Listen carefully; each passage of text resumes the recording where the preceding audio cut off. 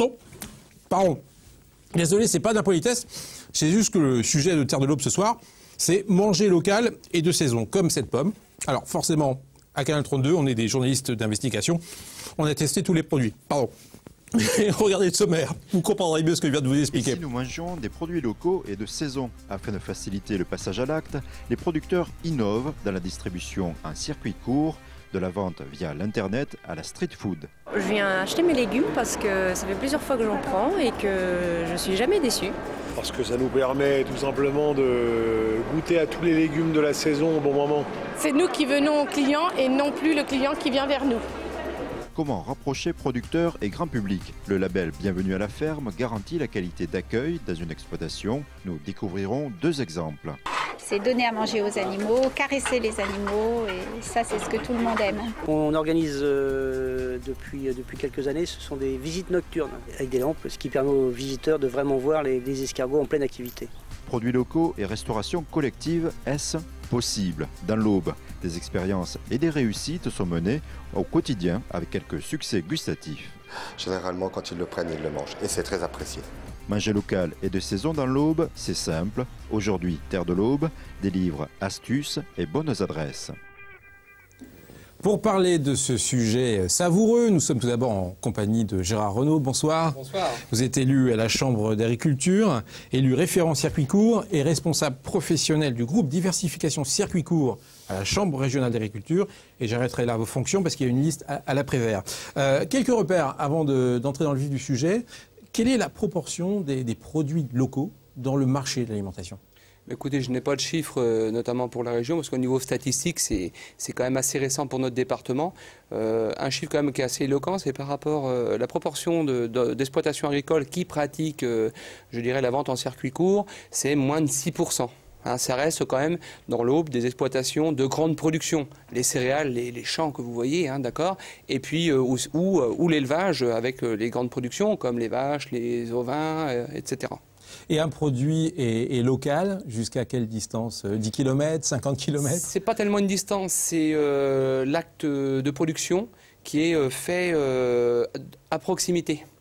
Via le consommateur, à savoir qu'on a 3 métiers entre guillemets, la production, hein, bien sûr, la transformation et la vente. Et souvent c'est fait localement à proximité des consommateurs. Christian, justement, vous avez rencontré des producteurs locaux un peu particuliers parce qu'ils ont choisi de vendre leurs produits autrement. En effet, ils ont justement choisi la formule des circuits courts, voilà comment ça se nomme. En bref, ils vendent des produits du terroir de façon directe aux consommateurs et surtout de façon très originale, comme on va le voir. À noter, les produits locaux peuvent également être proposés de manière plus ponctuelle. Bref, produits du terroir et innovation, c'est possible. Démonstration en images. Dans l'Aube, les circuits courts se développent. Ici, Gare de Troyes, chaque jeudi à 17h30, des producteurs de Granges-l'Évêque remettent directement des paniers de légumes commandés sur Internet. Je viens acheter mes légumes parce que ça fait plusieurs fois que j'en prends et que je suis jamais déçue. C'est à 2 minutes de chez moi, donc non, j'apprécie qu'ils viennent ici. Ouais. Parce que ça nous permet tout simplement de goûter à tous les légumes de la saison au bon moment. C'est nous qui venons au client et non plus le client qui vient vers nous. Ça leur évite d'aller au magasin, qui est essentiellement sur le lieu de la production. Et comme c'est un petit peu en retrait, je pense qu'avec Internet et puis le prix du carburant, tout ça, ça doit y jouer. Et forcément, Internet, ça plaît. Donc les points de retrait, ça plaît. Autre formule imaginée par un producteur de la vente directe de menus du mercredi au vendredi à la sortie de la gare, un concept bien réfléchi. Couleur vert, c'était pour montrer que le produit vient directement des champs. On a voulu dynamiser ce légume très sain, très diététique, avec des qualités nutritionnelles importantes. C'est riche en vitamine C, riche en fibres. Pour ce producteur, ce mode de distribution casse les idées reçues sur la choucroute. À la base, nous sommes des industriels, d'autant plus que nous sommes le premier fabricant de choucroute français. C'est pas vraiment notre vocation d'aller faire de ce qu'on appelle de la street food. La choucroute est trop enfermée dans cette idée de plat garni, de type alsacien. On a du mal, je vous avoue, auprès de nos distributeurs de faire passer ce concept. Alors on a franchi le pas en se disant allons directement vers le consommateur pour lui proposer cette offre un peu novatrice. Rien de tout cela n'aurait été possible sans le partenariat entre la Chambre d'agriculture et le pôle Gare et Connexion de la SNCF. La gare est un lieu d'échange, un lieu de vie sociale, c'est un lieu de rencontre. On propose des services aux clients, on facilite leur quotidien. Voilà, ça permet de faire en sorte que la gare soit un lieu de vie sociale et de rencontre, parce qu'il y a une relation entre le client et le producteur, et dans la gare, on humanise. Il existe également des actions plus ponctuelles, comme ici, à l'occasion des nuits de champagne. Des stands ont permis d'acheter des produits locaux. Autre salon, celui de la gastronomie. Alors la nouveauté 2012 pour le Petit Marché Nature, c'est de travailler avec des amis restaurateurs qui vont enchanter les palais en utilisant nos produits. Et bien sûr, grâce à leur savoir-faire, ils nous ont concocté de magnifiques menus. Afin de retrouver les circuits courts au bois, la Chambre d'agriculture a mis en place une page Facebook. Pour communiquer auprès du grand public et les informer des initiatives qu'il y a dans le département, avec notamment des portraits de producteurs qui permettra de savoir où on peut trouver leurs produits sur le département. En complément, un site consacré au circuit court de l'Aube sera proposé par la Chambre d'agriculture dès 2013. Retour en plateau avec vous, Damien Vuibert. Vous êtes producteur au sein du Palais Fermier, très joli nom, à Granges-l'Évêque, et vous distribuez les paniers fraîcheurs comme on vient de voir dans le sujet, en quart de 3, et vous êtes aussi présent sur les marchés. Alors question pour vous, existe-t-il une définition selon vous du circuit court? Est-ce que ça veut dire qu'il n'y a absolument pas d'intermédiaire entre le consommateur et le producteur, ou bien peut-être un, deux, jusqu'où on peut aller? Le circuit court, c'est la façon la plus directe de vendre le produit entre le producteur et le consommateur. Donc plus ce sera direct, plus ce sera court. Dans mon cas, au niveau des légumes, c'est très court. Je produis mes légumes, je les cueille, je les vends aux consommateurs. Il peut y arriver qu'il y ait un intermédiaire, notamment dans les gens qui font de la charcuterie, des choses comme ça. Il y a une transformation pour faire les terrines, des choses comme ça. C'est le seul cas où il y a un intermédiaire au niveau entre le producteur et le consommateur. Mais le consommateur connaît, dans tous les cas, voit le visage, connaît le producteur de porc ou de légumes, ou voilà. Jean-Pierre Carnet, alors vous êtes responsable du label Bienvenue à la ferme au niveau national. Et on verra dans cette émission à quoi correspond bien ce label. Mais première question, est-ce que vous avez l'impression que ces circuits courts répondent à une demande en vogue, à la mode, ou est-ce que ce sera un phénomène durable ? On peut dire que c'est un phénomène de mode parce que c'est vrai que les consommateurs sont de plus en plus nombreux à demander ce type de réponse en direct du producteur au consommateur. Globalement, c'est quand même quelque chose qui existe depuis toujours, puisque l'agriculture a toujours vendu ses produits d'une façon ou d'une autre, et à une époque, c'était exclusivement en direct. Aujourd'hui, il est vrai que nous avons un certain nombre d'acteurs sur le terrain qui s'intéressent à ce type de vente directe, et nous avons de plus en plus d'agriculteurs qui s'engagent dans ce domaine-là. Ça s'organise mieux, en quelque sorte. Alors après, l'organisation, c'est ce que font les chambres d'agriculture. On reviendra sur cette question. C'est le nerf de la guerre. Alors Damien Vuibert, mais quel est l'intérêt pour le consommateur? Est-ce que c'est justement peut-être d'avoir des produits saison comme ici sur notre table? Il y a plusieurs intérêts pour le consommateur. Déjà, oui, de consommer de saison. Donc, alors, je parle pour mon cas qui est les fruits et légumes. En consommant de saison, on a des légumes qui ont du goût. On a des légumes qui ne sont pas excessifs en prix.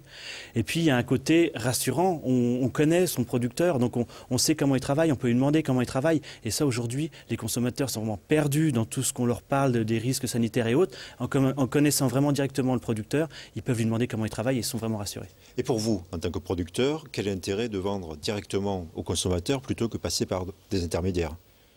Nous, déjà, on a côté le prix. On fait le prix de revient qui nous est le meilleur, en fait. Donc, on vend au consommateur un prix pour lui qui est le plus raisonnable possible, et puis pour nous qui est le meilleur possible. Si on passe par un intermédiaire, bien souvent, on ne maîtrise pas le prix. Et puis, il y a le côté également, on a le contact direct avec nos clients, et ça, c'est important. C'est ce qui nous fait vivre tous les jours.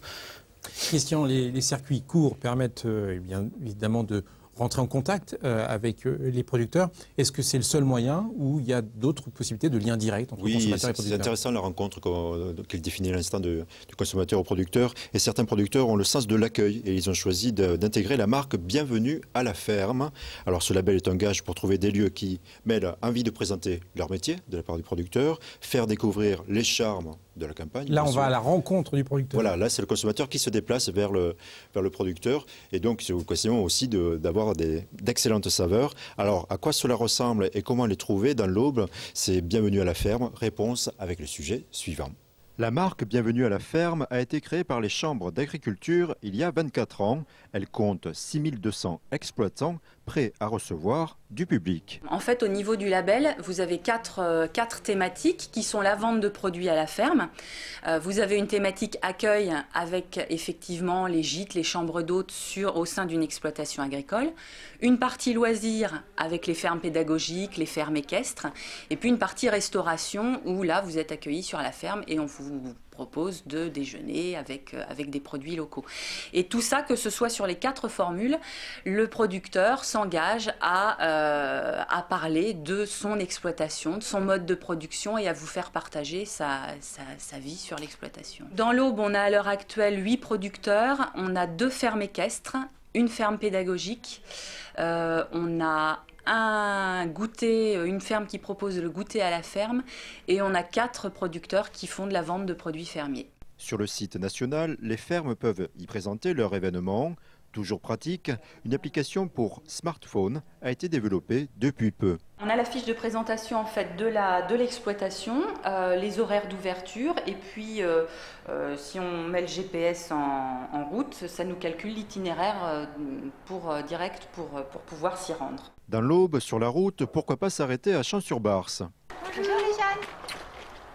Ici, à la ferme pédagogique de la Marque, chez les Figiel, ils sont éleveurs laitiers et plus encore, et ils accueillent entre 6 et 7 000 visiteurs par an. En les faisant participer, parce que de toute manière, c'est ce que tout le monde recherche, c'est donner à manger aux animaux, caresser les animaux, et ça, c'est ce que tout le monde aime. Alors là, aujourd'hui, c'est un petit groupe, ils sont là, et aujourd'hui, c'est curage de poules. Donc on nettoie les poules, ils vont lever les œufs, on va remettre de la paille propre. Ce soir, ils vont être bien fatigués et ils dormiront bien. Pour vivre un peu le quotidien des agriculteurs, ici, les visiteurs viennent en bus ou en famille. Je leur balaye un peu, je leur redonne la nourriture. Puis voilà quoi. Je préfère faire ça que jouer à la console. Pour être un peu proche de la nature, un peu proche des animaux, Puis les enfants sont demandeurs. Les adultes, ils sont presque plus intéressés encore que les petits. Les petits, ils aiment bien parce qu'ils aiment bien le contact des animaux. Mais les adultes, nous, leur expliquent un peu le fonctionnement de l'exploitation, l'alimentation, comment on fonctionne au niveau du travail. Donc, je dis, ils sont quasi plus sinon autant intéressés que les enfants. Tout aussi intéressant, à Pernon, Denis Petit fait partie des 200 éleveurs français d'escargots. Une découverte durant une visite d'1 heure. Donc on emmène directement les visiteurs ici pour voir comment sont élevés nos escargots. Et ce qu'on organise depuis quelques années, ce sont des visites nocturnes avec des lampes, ce qui permet aux visiteurs de vraiment voir les escargots en pleine activité. Ils mangent la nuit, c'est-à-dire qu'il faut savoir que l'escargot, le corps est constitué principalement d'eau, donc la journée, il ne pourrait pas supporter le soleil. Une surprise pour des visiteurs qui viennent du monde entier, attirés par le label Bienvenue à la ferme. Les gens savent que les personnes qui sont labellisées, les services de la Chambre d'agriculture ont vu un petit peu ont vu la ferme, et donc pour eux c'est un gage de qualité, oui, automatiquement. Inscrit depuis près de 15 ans, Denis termine ses visites par une dégustation. S'il vend ses escargots surtout à des palaces parisiens, la clientèle de Bienvenue à la ferme représente aujourd'hui 20% de son chiffre d'affaires. Ça donne faim. Jean-Pierre Carnet, à l'origine, pourquoi ce label a-t-il été créé? Ce label a été créé simplement parce que les chambres d'agriculture ont accompagné un certain nombre de producteurs qui rentraient dans un type de démarche à ce niveau-là. Je crois que ce qu'il faut dire, c'est qu'il existe aujourd'hui Bienvenue à la ferme et marché de producteurs de pays qui sont des marques des chambres d'agriculture. Derrière, ça veut dire aussi que les chambres d'agriculture doivent accompagner ces producteurs qui rentrent sur ces marques-là, ce qui veut dire qu'il y a un label, qu'il y a des contrôles, qu'il y a un certain cadre à respecter. Et je pense que c'était un gage de sérieux que les chambres d'agriculture ont voulu entreprendre. Justement, vous parlez de cadre, c'est-à-dire qu'un producteur qui fait de la vente directe, ça ne suffit pas pour intégrer cette marque, Bienvenue à la ferme. Eh bien, son exploitation doit rester ouverte au public d'une façon générale. D'abord, au niveau adhésion au réseau, c'est déjà d'accueillir sur son exploitation. C'est déjà le premier élément qui est demandé. Le second, après, eh bien, en fonction de son activité, il doit rentrer dans un cadre qui, aujourd'hui, fait respecter un certain nombre de choses. On l'a vu tout à l'heure, il y a 4 types d'activités. Bon, ce soir, on présente principalement ce qui tourne autour des produits fermiers, ce qui veut dire que dans les produits fermiers, on a énormément de productions possibles. Et derrière ces productions, il y a un cahier des charges. Et on demande à chaque producteur de rentrer dans ce cahier des charges et de respecter une certaine logique pour être labellisé. C'est pour ça qu'il y en a si peu dans l'Aube, 8 je crois. Alors je dis peu parce qu'apparemment par rapport à d'autres départements, c'est justement très peu. Oui, c'est vrai que la moyenne française est autour de 60 à 70 adhérents par département, dont 50% sont des producteurs fermiers. Au niveau de l'Aube, ils ne sont pas très nombreux parce que c'est peut-être aussi un département qui n'a pas beaucoup d'agriculteurs en vente directe. Quand on est sur des régions, on va jusqu'à 30% d'agriculteurs qui font de la vente directe. C'est vrai qu'il y a énormément d'adhérents. Si on prend Rhône-Alpes par exemple, ce qu'on espère, c'est que dans l'Aube, il y aura suffisamment d'agriculteurs qui vont rentrer dans ces démarches pour faire augmenter le nombre d'adhérents dans ce réseau et proposer plus de produits. Mais vous parliez des contraintes à l'instant. Quels sont en revanche les avantages pour un producteur d'entrer dans ce label Bienvenue à la ferme? Alors aujourd'hui, le label Bienvenue à la ferme et marché de producteurs de pays représente le premier réseau en France organisé au niveau de ce type d'activité. Donc les chambres d'agriculture ont pris complètement à part entière, je dirais, leur responsabilité. Donc c'est de l'attraction, c'est vraiment de l'attraction. Alors, à partir du moment où vous rentrez dans ce réseau, il est évident que vous êtes porté par toute une expérience, des gens qui sont déjà en place et qui permettent d'accompagner les nouveaux producteurs. Je crois que tout l'intérêt qu'il y a, c'est qu'on a toujours des gens qui ne sont pas très loin, qui peuvent parrainer, je dirais entre guillemets, le nouvel acteur. Gérard Renaud, quand même une question en tant qu'agriculteur et représentant du monde agricole. Quel est l'intérêt selon vous d'adhérer pour l'agriculteur, l'exploitant, à ce label Bienvenue à la ferme? En fait, quand on est producteur et qu'on désire faire de la vente directe, c'est un métier vraiment, je dirais, différent de celui de grand producteur. Et là, mon voisin a bien mis en évidence les atouts d'un réseau. C'est comme souvent dans d'autres structures. Il y a des gens compétents, on l'a vu dans le reportage, on va sur les nouvelles technologies de l'information et de la communication, avec des téléchargements par smartphone. Il y a quelquefois, on ne peut pas aussi non plus investir dans tout, notamment un site internet. Là, on peut intégrer le site partagé, qui est relativement... on est conseillé. Je pense que, évidemment, on peut ne pas y rentrer, mais c'est vraiment une valeur ajoutée pour le producteur qui veut faire de la vente directe. Jean-Pierre Carnet, ce label pourrait évoluer, et dans quel sens ?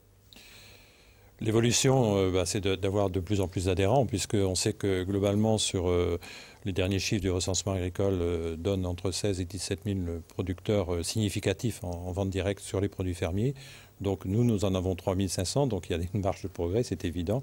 Je pense qu'on a besoin aussi d'avoir beaucoup plus d'acteurs parce qu'il y a une très forte demande sur des aspects collectifs, notamment le développement des magasins, le développement des marchés de producteurs de pays, le développement de plateformes aussi par rapport à la restauration collective. Donc on s'aperçoit qu'aujourd'hui, il y a un appel relativement important, que dans certaines régions, ici c'est le cas, on manque de produits et on manque de producteurs. Il faut savoir, je voulais rajouter un point aussi, c'est aujourd'hui, au niveau du grand public, malgré tout, cette marque, elle est connue par une personne sur deux. Et c'est important de le dire parce que ça veut dire aussi que plus on va avoir d'acteurs, plus on sera connu et plus il y aura de demandes. Plus ce sera facile. Alors, Christian, souvent, enfants et adultes mangent à l'extérieur, dans des cantines, dans des selfs. Est-ce que les produits locaux et de saison peuvent être présents dans ces endroits ? Oui, c'est le cas, et même dans l'Aube. Et je propose de voir 2 exemples. Donc, au bois de restauration collective, on va surtout évoquer ce thème-là. À noter, ces initiatives n'auraient pas pu voir le jour sans les chambres d'agriculture et sans le conseil régional. Et je propose de voir toutes les explications sur cet engouement de la restauration collective avec des circuits courts, avec des produits locaux, grâce au reportage suivant.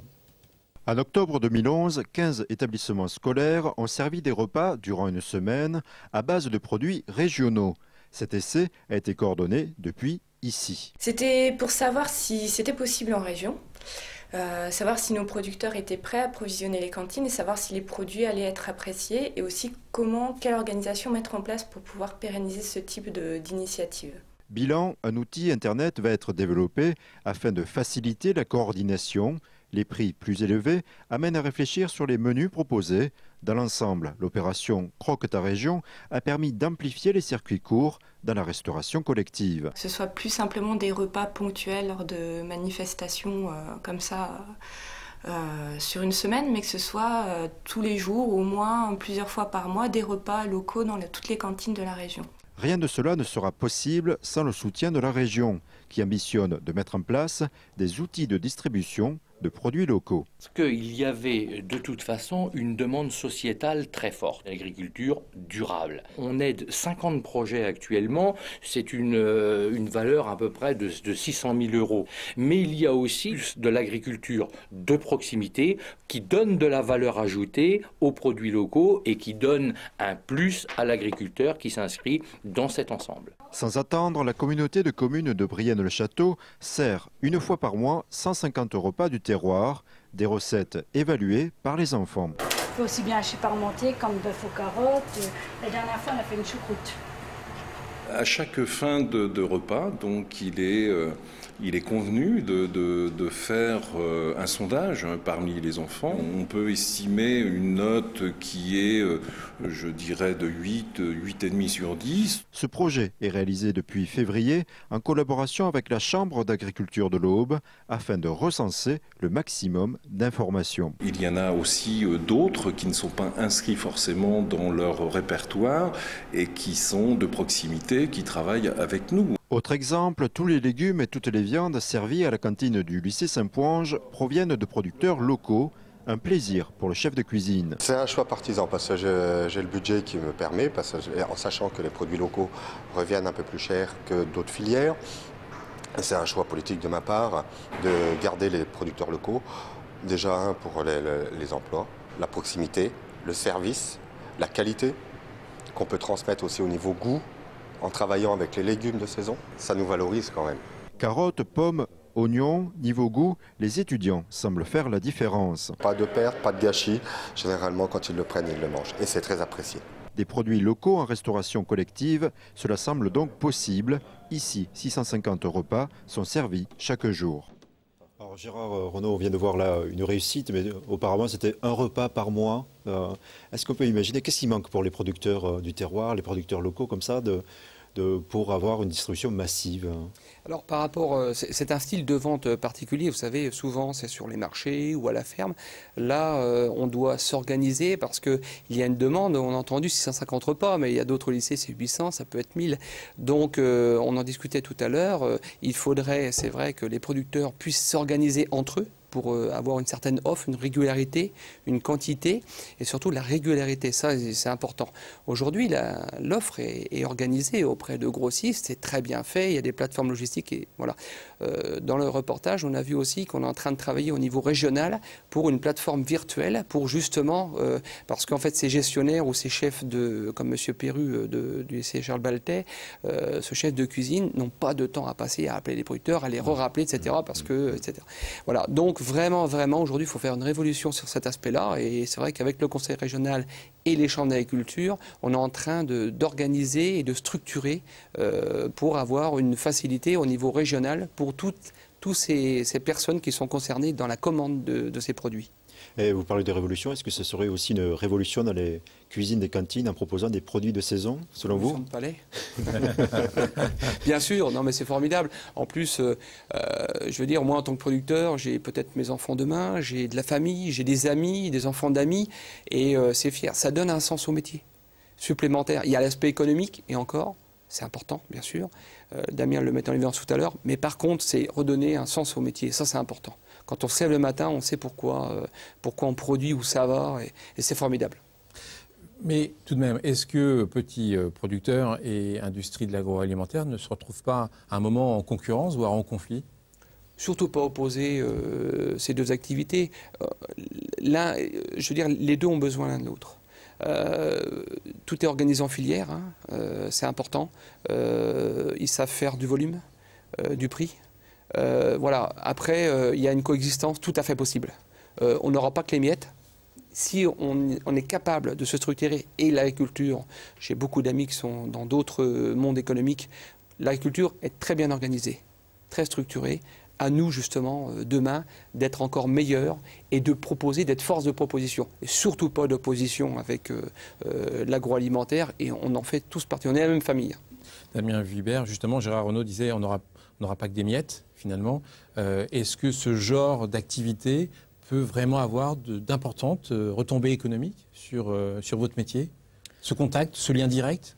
Tout à fait. En fait, c'est... Les enfants, c'est le début de beaucoup de choses. Donc, si dès le départ, ils sont habitués à manger des produits de saison, des produits de qualité, ils n'auront pas ce réflexe de dire les épinards, moi j'aime pas ça, je me rappelle à la cantine, c'était pas bon.